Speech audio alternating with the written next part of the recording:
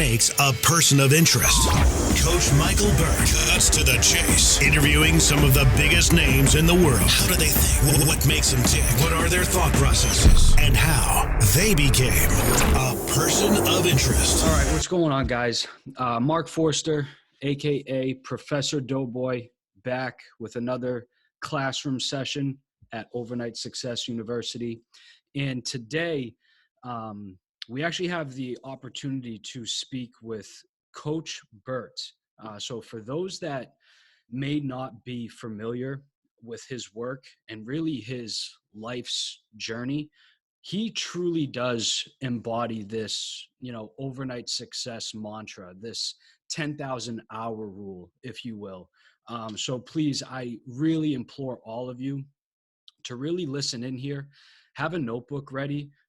It's going to be very, very packed with a lot of information from both an athletic standpoint, but also from that business standpoint as well.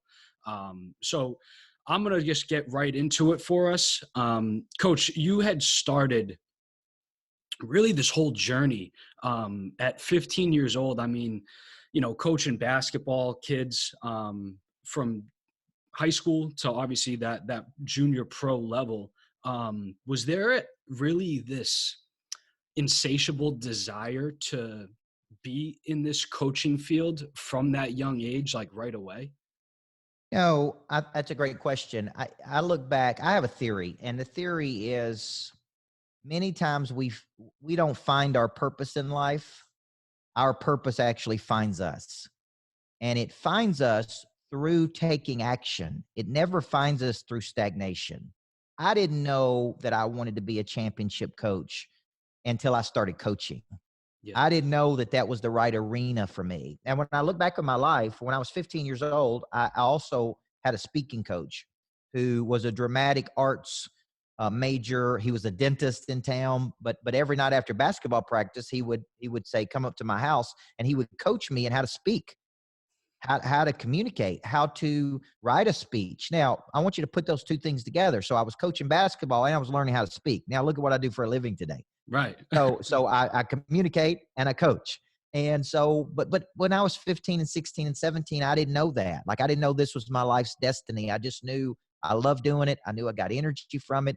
I knew that the market rewarded me. I didn't know it was the unique ability of mine or my primary skill until the market began to kind of reward me in the form of love and money and recognition for that skill. I don't think you have to find your purpose before you do something big. I think you start doing things, and in the process, your purpose finds you. Yeah. I actually, in the episode I was listening to, actually you speaking just on that with Nani, you speak about you don't always need to know your why.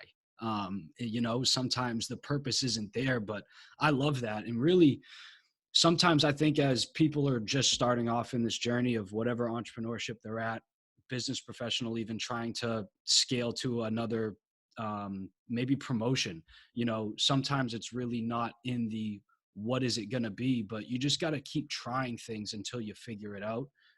So I'm glad that you touched upon that, because not all of us have it figured out right away. And, sometimes that purpose, it may change if you don't stay focused on it. And then obviously, during all of your work,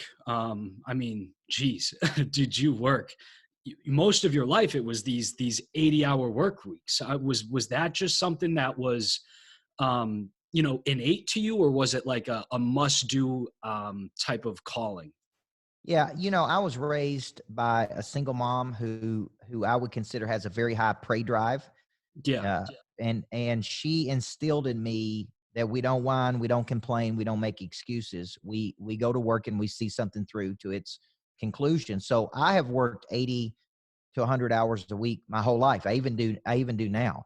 And and I think when you see your work as your mission, and it's not an occupation to you. Too many people get up and go to occupations. They're there physically, but they're not there with their mind, their heart, or their spirit. I see my work as my calling, my mission. So to me, I'm thinking about it all the time. I'm thinking about it on the weekends. I'm thinking about it when I'm at sporting events. I'm thinking about it here because it's just in me. Some people have something you can't put in them and you can't take it out of them. right? And that's kind of, I don't know where it came from. It's hard for me to describe to you. All I know is how my mother raised me. She wouldn't let me miss a day of school growing up. She taught me to dress up and look like somebody when we left the house. Mm-hmm. She taught me to just the hustle muscle, and to me, it was kind of instilled in me. Now, that's very uncommon though. I would tell you that 9 out of 10 people that we coach don't have that. They have to be cranked up. They don't come with batteries included. They need somebody else to give them motivation. They need external factors. They need to constantly be re-enthused. They show up to work on Monday morning just trying to make it through. So when you come across these people of increase, these people of advancement, you got to ask, what makes a person of interest? Well, it's they're moving, they're shaking, they're creating, they're dissatisfied. They're never satisfied with anything, and I think that's uncommon. I think that's 80 hours a week. I think that's something to definitely tip your hat at. It is uncommon. And during the whole process, you speak about your mom a lot. Been following you for a little bit now. You're a very, very much, family oriented guy. Me, myself, just having my first newborn, what does that look like in terms of, because clearly when you're all in on business, you're probably all in on business. Do you go all in on family, or do you kind of leave residue sometimes? How do you, and better way to phrase that, how do we listening keep the business from, going into that personal time when it's meant and when it's set?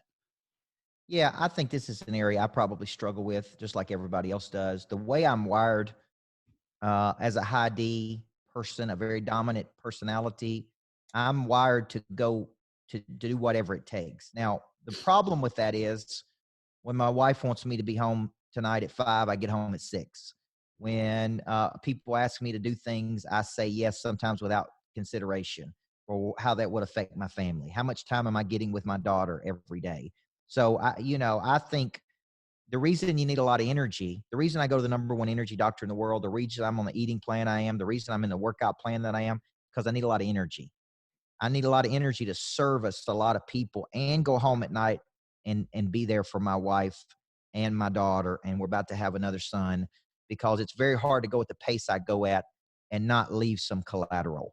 So that's the reason my wife wrote the book, Living with the Monster. It's about how do you live with this obsessed person. She's figured out she's not going to change me. This is who I am. Now, what I can do as a husband is be more attentive, listen, be more present, show up when I say I'm going to show up, have good energy, because my natural bend is to work. When I'm at home, I want to work. I want to get involved in something. I don't want to sit. So that's a learned thing for me, because from 20 to 30, I wasn't married. I didn't have any kids. All of my time was devoted toward my vocation of coaching. It's really one of the things that made me great was the amount of time and energy I put into it. But now that I have a family, I have to consider these things. And I think I could definitely be a better dad and a better husband. Yeah. Yeah. Well, I'm glad that it was just, spoken about, because I know that some people, and I think myself included, sometimes we kind of, put that to the side for now.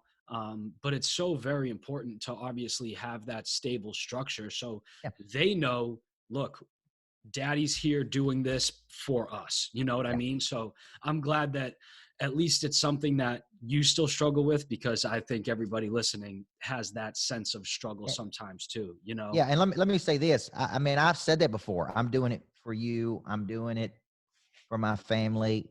And my wife called me out on it one day, and she said, you're not doing it for us. Now we benefit right with the houses and the second homes and the jet. And I get to do what I love. Like, we benefit from you doing it, but let's not make a mistake about it. You ain't doing it for us. You're doing it because it feeds something in you. Okay. And she's right. Okay. I can say all day long and make it sound pretty, like, oh yeah, I'm doing it for you. And this is the reason I go to work hard, sweetheart, and have you to have a better life. But the reality is, the way I'm wired, I'm doing it for a sense of accomplishment. I'm doing it for a sense of purpose. I'm doing it for a sense of pursuit. When you study this prey drive concept that I'm talking about, and I'm the only one on the planet talking about it, the dog's real reward is not actually capturing the prey. It's the ability to pursue the prey. The reward becomes the pursuit.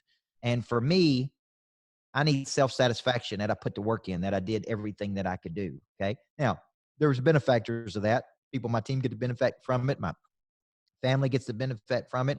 My own mother, whose house flooded once and she got to live at one of my properties for a month, she benefited from it. So, but the sacrifice to get it is something many people will never do. It's why they don't have it. Yeah. That's why we look up to people who do produce it, who do produce at very high levels. We want to be them. We want to see how they do it. We want to have something they've got. That's why we watch national baseball players play and musicians sing, and why we go to sporting events to see, right? And entertainers entertain. Like we see something in them, like, oh, they got this figured out. They're using their talents to impact the world, and the world is rewarding them, and they got this cool life. But let me tell you something, that life ain't easy. If you look at any of the big time people, the overnight success story is 10 years, overnight, daily repetition, work the muscle, chop wood and carry water. It ain't sexy every day. Like, people work with me and they think it's going to be private jets and nice hotels and it's going to be easy, man. It ain't easy working 18 hours in a day. It don't matter how nice the jet is. That makes it a little bit nicer. Yeah. But I got a nice bus, and I don't care. You travel enough miles on that bus, you don't matter how nice that bus is. You don't want to be on it. I don't care how nice that plane is. When, so the point is, I think a lot of people look at things and they glamorize them. They sex it up like, oh, that's easy. Man, what he does is easy, but it ain't easy. Yeah. Yeah. I think, you actually said it, and I'm going to be the one to agree. I've never heard it put like that. And I don't think anybody else has heard it put like that. From when you talk about family, saying you do it for family, you're right. It is done for this drive. And that pray concept is something I've never heard of. So that was very, oh my God, a lot of that was just bottled up value that I think everybody should definitely try to digest and play back, because there's this insatiable drive that coach carries.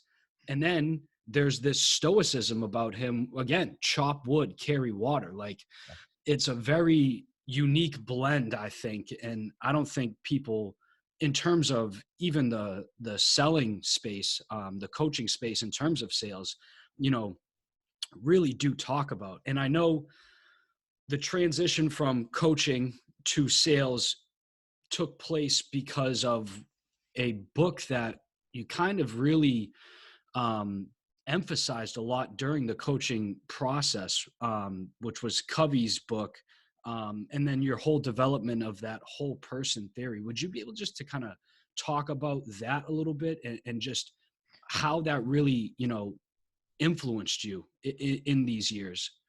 Well, when I was 18 years old, I really hadn't been introduced to personal development at that time. I was a coach, an athletic coach, and one of my mentors, a guy named Don Meyer, said, if you don't read another book this year, read The 7 Habits of Highly Effective People. And while you're at it, pick up a copy of First Things First. This was in 1994. And I'm like, okay, if my mentor said it, I'm doing it. So I go straight to the bookstore and I pick up The 7 Habits of Highly Effective People. And the book changed my life. The personal development changed my life. It exposed me to a new arena. I was hungry for it, but I didn't know where to get it. Okay. I wasn't raised in an environment where we are reading self-help books and we're going to seminars and workshops. And so when I read that book, in the book, he talks about people being made up of 4 parts: a body, a mind, a heart, and a spirit. And each of those parts produce 4 different needs. Body's need is to live. That's skill. The mind's need is to learn. That's knowledge. The heart's need is to love and be loved. That's passion. Spirit's needs to connect to a higher power, to leave a legacy, to have faith in something, to believe in something. And when I'm reading this, I'm thinking, man, we really can't talk about potential, this idea of kinetic energy that's stored until utilized, until we talk about the whole person, because you're not going to reach your potential if you don't reach your potential in the body. And if you don't reach your potential in the mind, if you don't reach your potential in the heart, and you don't reach your potential in the spirit, like, you're not going to reach your potential because you can't be out of alignment with one of these dimensions. So really, when I learned that model at 18 years old, there's 2 things I made up my mind. Number one, I'm going to teach these 7 habits to every player I have. So when basketball players came into my system, first thing I taught them was the 7 habits of highly effective people. Imagine learning that at 14 years old. And what I was really building, and I'm going to write a book on this at some point, call it competitive intelligence, is I was really growing the competitive IQ of my team. My players were smarter than other people's players. They were more connected than other people's players. So I have this deep, a minute ago when you mentioned this dynamic that I have, it's because I have a deep methodology to me that came from Covey. Covey's a deep methodology thinker. It's not cotton candy. It's not quick fix. It's not a sugar high. It's real. It's changing the internal structure of your belief systems. It's becoming transition people. So I studied that from 18 to 25, had a huge impact on me. And it's a lot of the reason I have the depth that I do today. And I would put myself in any room with any coach in America with my philosophy, and say, I know how to enter engineer people to win. I know how to touch all four parts of their nature. And that was because of the first decade of my professional life, doing it through the whole person theory. And that's something that I think, like, you're successful, and everybody listening to this, just know that coach, I mean, one of the most, if not the most successful coach in the state of Tennessee through his career. And that's something that I kind of really wanted to get a little bit more about. Is clearly, it sounds like you weren't successful as a coach because you knew X's and O's and like all of this stuff. Like, you were fundamentally changing players at like almost a cellular level. And it's something that I really wanted to dive into a bit. And I'm glad that you spoke on it. Was like, your success was not because these guys were the most gifted. Your success was because you wanted to make sure that they had values set up. And based on everything that you got into them, that's what made them great. And especially, being a male, and again, going through a coaching style of my own through sports when I was younger, were there ever instances, or how important was it for you to talk to men about actually being a man? Was that stuff brought up in the whole person theory as well? Topics like that, like, really, again, these are your youthful years. Was it ever something that you kind of took a part of your responsibility to teach them how to be a man and be that role model? I didn't have, and I know you, I can tell that you've really done work on my story and dug into my past. And I didn't talk about this for a number of years, but I had no relationship whatsoever with my father growing up. I didn't have a man teaching me how to be a man. I was raised by that single mom. They had me when they were very young, 18 and 16. My dad was just out there goofing off in the world for a number of years until he got serious about life. And so I didn't have a person teaching me how to fix a car or go hunting or fix anything for that matter. So I just had this mom teaching me. So what filled in for me in that dad role was that dentist that took me under his wing to teach me how to speak when he was 16. And what filled in for me was that little league baseball coach who took me under his wing and taught me and fed me. And so I just thought when I became a coach, many of the kids I had didn't have dads.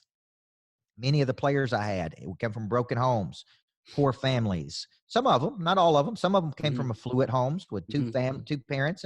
But many of the kids I coached really were inner city kids that didn't have a father figure. I mean, one of my players put me in her phone as dad. So when I would call her, it'd say daddy's calling. Wow. Because that's kind of the surrogate parent I became to them. So it's like I had 30 daughters for a decade. I fed them. I taught some of them how to drive in the parking lot in my own car. I grew them up. I took them from scared little girls to confident women. I mean, that was just that was my mentality. I'm going to use sport as a vehicle for teaching life. I'm going to become real successful. I'm going to teach them how to become real successful. Yeah. And many of our players have gone on to be very successful people in the world, with their profession. They knew how to show up early. Like, that's one thing I'm trying to teach my 7-year-old daughter, how to show up early, how to meet and greet people, how to get your head up, how to be somebody in the world, and all I can do is implant these seeds in her and hope that they catch. That's crazy. Like, and I think it goes for a lot of the people listening too, in terms of us as entrepreneurs and us as business people really just modeling exactly what you're talking about. Like, it just sounds like you are so ingrained with that give mentality. And that's what you've based coaching on. That's what you've based Monster Producer on. It's just this people first, let me give them exactly what they need. And you know what? I'm going to benefit somewhere down the line. And Yeah. I'm sure that it's easy to be said for people, but how do you, or do you, how would you help us get lost in other people's dreams if they don't, if they're too busy looking at their paycheck first? How do we transition into, look, let me get lost in my client's dream, let me do whatever I can to help them first? I think, I'm thinking about your question there, and I have a new president of my company, and she's a fireball. I mean, she's got a lot of spunk. She's incredibly good, but part of the reason I've hired her is to protect the profitability of the company. And so we're having this discussion the other day between my desire to help people and my compassion for people, and the need to be profitable as a company, right? Because I did 4 events in Memphis last week, and I took my plane and I flew over and I took people with me, and she was kind of banging on me at the end of the day, like, this is not going to be profitable. You took your jet, we didn't make enough money. And I said, I get it. Okay, I understand. But I'm at a point in my life that I'm just as interested in my legacy as I am in the money. Okay. And I believe that the more people I help, the more money we're going to make. Okay. So when you hear me say get lost in another person's dreams, listen, 2 of the people signed up today for my coaching program. Then we're going to sign up more. And I said, just sit back and wait for the next 2 weeks and then measure the profitability of the event. Once we had a chance to work those people, and let's say we bring in 25, 30, 40,000, it costs us 10 to go over there. Well, we've made 30,000 for the day. And there's a lot of people take 30,000 for the day. Yeah. And I had fun. And here's the deal. I felt good when I got home that night, man. That was what was important to me. Like, I told her it was a good day. She said, no, it wasn't a good day because we didn't make any money. and I'm like, no, it was a good day. And I need to have good days like that for my own psyche. Like, I need to know I'm helping people. So I try to move a statistic in another person's life. If I was coaching you, I may move a statistic in your life of confidence. I may move a statistic of sales. I may, like, when you're around me, you may feel like you're advancing and growing and expanding. Because I ask people in my coaching program, like, what do you get? Some people say, man, you just help me think so much bigger. Some people say you helped me drink. Some people say I was disorganized and you helped me get organized. Some people say my prey drive was inactive and now it's active. Some people say you helped me make $1 million more a year. Like, some people, I'm their life coach. Some people, I'm their business coach. I don't care. I just want to be their coach, because some days they need a shot of confidence, and some days they need a shot of selling. Some days they need a shot of follow-up. Some days they need a shot of how to get referrals. So what I do is I say, my job in your life is to give you this increase, this advancement in your life. You're going to decide based on how much you dig in with me on how much you get. There was a woman that emailed in last night that said, I don't care about your jet or your condos in Nashville. Like, get back to being real, coach. And I'm sitting there thinking, like, is being real being broke? Yeah. Like I ain't going back to being broke. And if being real is me in a crappy office, in a crappy apartment, making $24,000 a year like I used to, I ain't going back to being real, girl. Okay. So if you got a problem that I got a jet, that's on you. It ain't on me. Because I worked hard. I worked 80 hours a week for 25 years to be able to get these things. And I'm proud of those things. So my thought process, and I'm doing my podcast today on this about how not to major into minors. If you got time to attend to other people's business, you ain't got enough going on, right? I ain't got enough time to sit here and be critical of Mark. I ain't got enough time to be critical of Jack, my videographer. I ain't even got time to even think about these other people other than the ones I'm tending to, right? So I think sometimes getting lost in other people's dreams it's just making up your mind that you are a person of interest. You are a person of advancement. Other people's lives are going to be increased just through a connection and an affiliation to you. That's crazy. And, I think what I like to hear too, because I was going to get into this eventually, is monster producer, it's not like, oh, here's your sales script. It's not like, this is what you say to close and all of this. It seems like you have created something that not only sales professionals can really cater towards, from that, okay, this is your follow-up statement and all this, but you really, again, going back to that, the whole person, you're trying to make sure that this individual that has trusted you is going to benefit from business, from familial, from, their own, health and well-being. And I'm glad that you kind of got into that, because I wanted the audience to understand that monster producer is for sales professionals, but it's really for people. It's really for people. And are there other things that you could briefly go through that someone may experience within the program outside of, like, again, sales techniques and everything? Yeah, because of my background, I'm not just a sales guy. Like the people in my coaching program experience increased knowledge, increased skill, increased desire, increased confidence, increased connectivity, increased networks.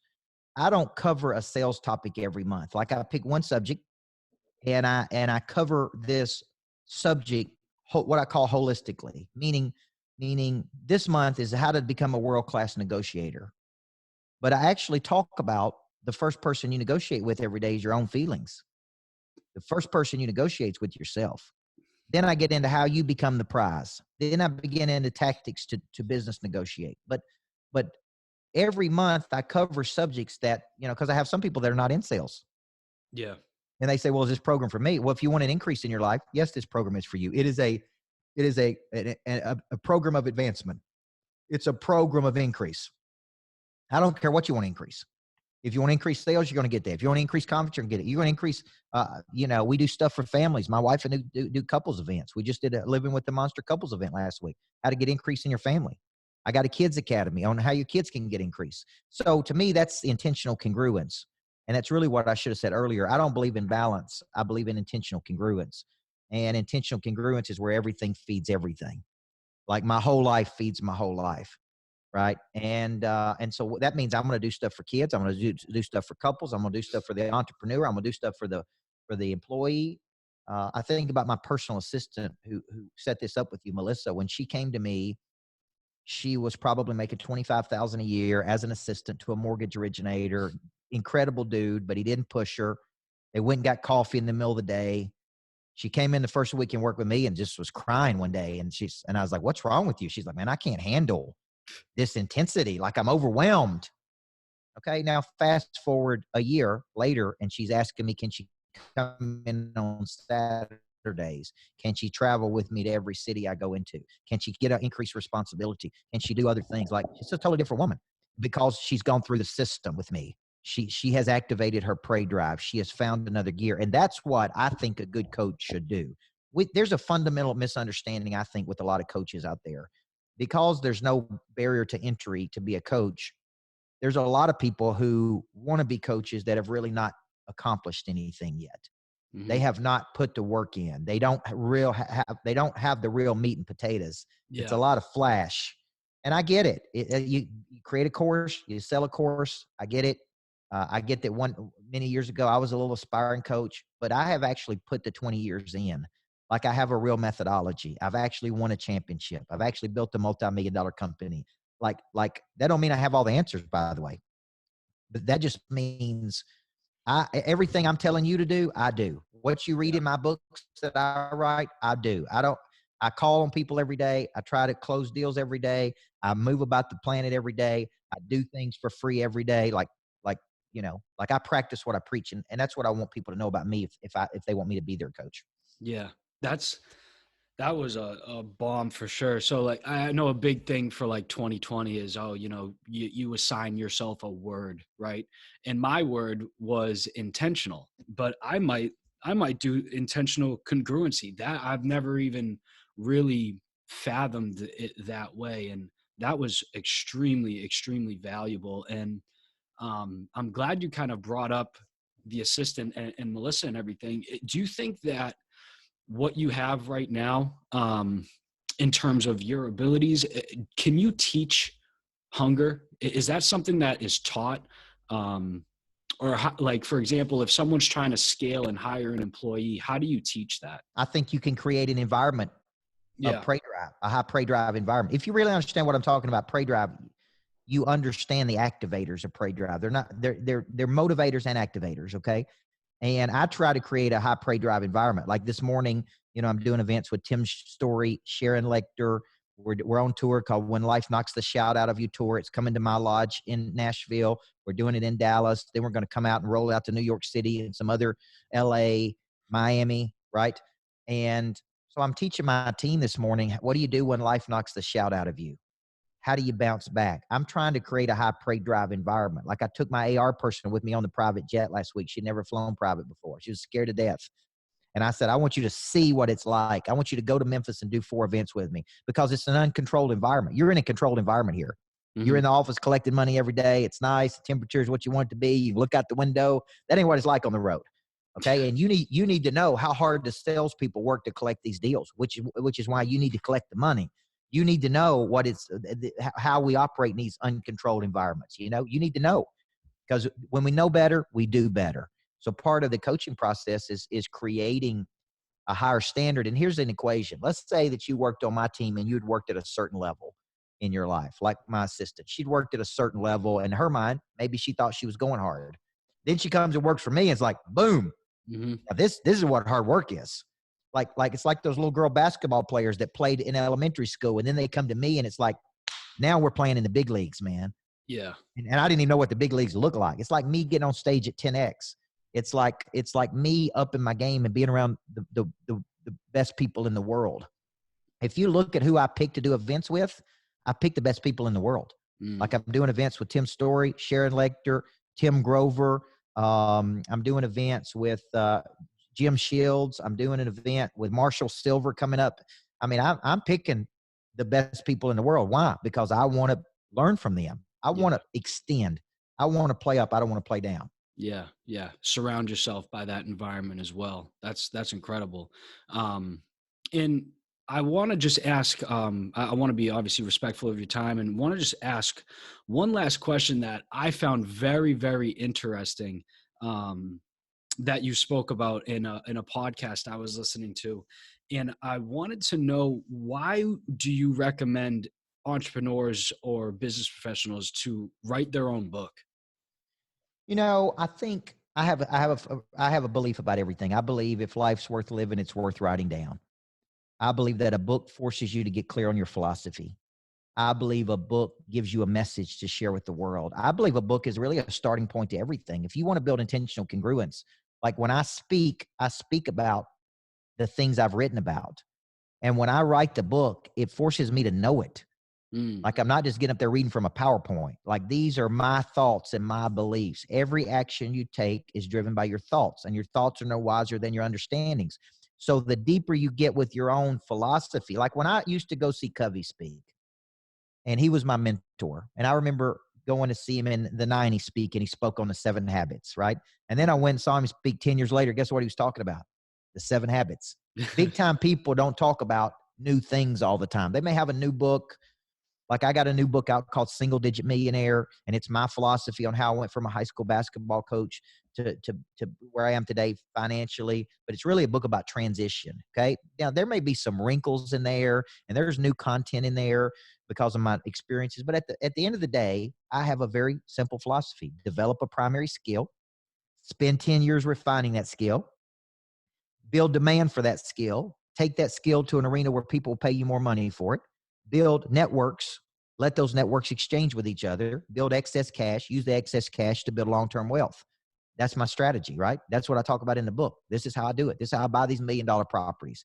This is how I go do these things. This is how I take money from the coaching business and buy unique properties that my family can enjoy. We can cash flow when we're not using. We can use for coaching retreats. That's intentional congruence. And so what I'm telling you, though, is my philosophy don't change. My philosophy is, my 3rd book was called This Ain't No Practice Life. And there's 7 decisions I think you got to make in that to do something big in the world. Those 7 decisions are still relevant today. No different than the stories in the Bible are still relevant today. Yeah. Right? Like you don't change. Yeah. Those 7 habits don't change. So too many people want somebody to talk about something new. Like we want to hear Cardone. Look, Cardone don't talk. What was he talking about? 10x and buying 10X. apartments. Yeah, That's that's it. it. Yeah. That's his philosophy. Yeah. Like you don't need him to change his philosophy. You need to go deeper into the philosophy. Yeah. Okay. And that's what people got to understand is we got to be less interested in being entertained and more interested in being educated. Yeah. That's incredible. And, you know, I just want everybody listening to really just understand, if you didn't pick up on it throughout this whole episode, is Coach not only went through the work himself, not only figured it out on his own in terms of his own internal work, but mind you, you have a coach here that is helping others and giving relentlessly, but through the whole process had other people coaching him. So I just want that to be like a big lesson right away is, you know, he says it very, very frequently. Left to our own devices, we're going to retreat into comfort. So just be aware that you guys are listening to somebody who not only has coached players, not only has coached entrepreneurs and business professionals, but knows that he must stay on top of his game. He has a workout partner, right? He hires nutritionists. He's hiring the right people to surround himself with. The 80 years plus the environment, this is why somebody at this level is this successful. So Coach, I really appreciate you coming on today and just shedding that light onto my community and to the guys listening here. Where are the best avenues that we can reach out to you and start following your work? You know, I think about this a lot because I believe a lot of our marketing work is to build affinity with you. And I think one of the best places to build affinity is on my YouTube channel. I put out tons of content. We like taking podcasts like this and putting it out to the market so people can get to know me better. What they really need to know is what my philosophy is on the growth of people. And so YouTube, search Coach Michael Burt. Instagram, follow me at Michael Burt. Or if you search Coach Michael Burt, CoachBurt.com, you can see all of the events that I'm doing. You could see where I'm going to be in cities on tour where you can come. You can, go there and find the right thing for you. And the right thing for you may be follow me on YouTube for a period, maybe watch me on Instagram, maybe come to one of my live events. I love live events. So if you can ever get in a room with me, if you can ever come to my lodge outside of Nashville, if you can ever, come see me in person on tour somewhere, I'm a coach. I love the energy of a group. Okay. And that doesn't matter if it's 20 people or 20,000 people. I just need that. I feed off that. So I really encourage you, come spend a day with me. And I promise you, you'll leave with the feeling of increase. It won't be cotton candy. It won't be pop-up psychology. It'll be real methodology to get a lift in your life. I love that. I love that. I'm going to put all of that in the show notes. So that way they'll go to any of those sites, guys. It's going to be in the show notes for you. But again, you guys felt the energy today. You guys understand that give mentality that he embodies. And if there's one thing that I'm going to take away and that I hope all of you take away is intentional congruency. Yep. Mark Forster, Professor Doughboy. I appreciate everybody. Class dismissed.